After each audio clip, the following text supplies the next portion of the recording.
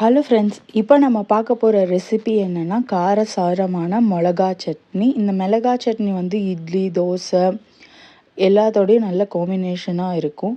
இதுக்கு தேவையான பொருள் என்ன அப்படின்னு பார்த்தீங்கன்னா, 5 கார மிளகா, 5 காஷ்மீரி சில்லி, ஒரு 6லேருந்து 7 பல்லுக்கு மேலே பூண்டு, ஒரு தக்காளி, ஒரு வெங்காயம். இவ்வளோ தான் இதுக்கு தேவையான பொருள். இப்போ இந்த மிளகால வந்து ஃபுல்லாக கார மிளகாவே எடுத்தோம்னா ரொம்ப காரம் போடும். அதனால நம்ம கார மிளகா கொஞ்சம், காஷ்மீரி சில்லி கொஞ்சம் எடுத்திருக்கேன். இப்போ காஷ்மீரி சில்லி போடுறதுனால நல்ல கலர் கொடுக்கும். பட் காரம் வந்து கம்மியாக தான் இருக்கும். அதனால நம்ம இந்த 2 மிளகாயும் எடுத்துக்கிட்டு கொரகொரப்பாக இதெல்லாம் போட்டு கொரகொரப்பாக அரைஞ்சதுக்கப்புறமா உப்பு சேர்க்கலாம். இந்த உப்பு சேர்த்த உடனேயும் நல்லா மைய அரைச்சிடணும்.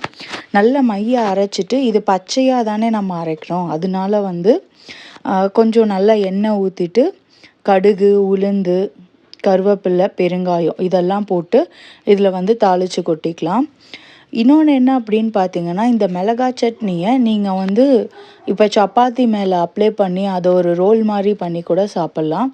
இப்போ இட்லி வந்து மீந்து போச்சு அப்படின்னா, ஒரு ஸ்பூன் எண்ணெய் ஊற்றி கடுகு போட்டு இந்த மிளகா சட்னியும் போட்டு அந்த அந்த வடை சட்டியில் கட் பண்ணி போட்டிங்கன்னா நம்மளோட இட்லி ஃப்ரை ரெடி.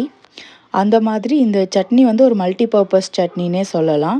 இந்த அளவுக்கு எண்ணெய் ஊற்றிட்டு அதில் வந்து நம்ம தாளித்து கொட்டிடணும். கலர் பார்த்தா நிறைய மிளகா, ஐயோ ரொம்ப காரம் அப்படிங்கிற மாதிரி இருக்கும். ஆனால் நம்ம வந்து காஷ்மீரி சில்லி யூஸ் பண்ணதுனால அவ்வளோ நல்ல கலர் வந்திருக்கு. காரம் வந்து கம்மி தான். இதுக்கு வந்து நான் இந்த சட்னி இன்றைக்கி என்ன ரெசிபியோட கொடுக்க போகிறேன் அப்படின்னா, என்ன டிஷ்ஷோட கொடுக்க போகிறேன் அப்படின்னா, கம்பு தோசையோடு கொடுத்துருக்கேன்.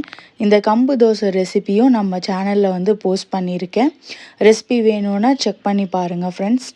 ட்ரை பண்ணி பார்த்துட்டு எப்படி இருக்குன்னு கமெண்ட் செக்ஷனில் சொல்லுங்கள் ஃப்ரெண்ட்ஸ். தேங்க்யூ.